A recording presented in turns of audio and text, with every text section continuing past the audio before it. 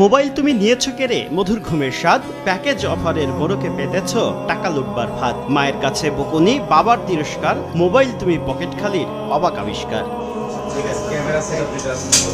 ছন্দের সাথে বাস্তবতার ফারাক নেই খুব একটা। পকেটে 10,000 টাকা দিয়ে নির্দিষ্ট মডেলের একটি হ্যান্ডসেট কিনতে মার্কেটে গিয়ে দেখলেন দোকানি তার দাম চাইছে 11,000 টাকা। অবাক হবেন না, কারণ ডলার রেটের কারণে কাঁচামাল আমদানিতে খরচ বেড়েছে, আর তাতেই মডেল ভেদে 500 থেকে 1000 টাকা বাড়তি গুনতে হচ্ছে সাধারণ মানুষকে।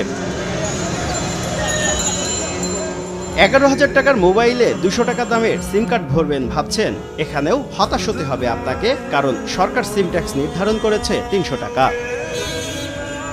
মোবাইল সিম কার্ড তো কিনলেন, এবার আসি রিচার্জ প্রসঙ্গে। স্বস্তির খবর নেই এখানেও। এতদিন 100 টাকা রিচার্জে 33.25 টাকা শুল্ক দিতেন 19 কোটি সিম কার্ডধারী। তবে এবারের প্রস্তাবিত বাজেটে কথা বলা কিংবা ইন্টারনেট ব্যবহারের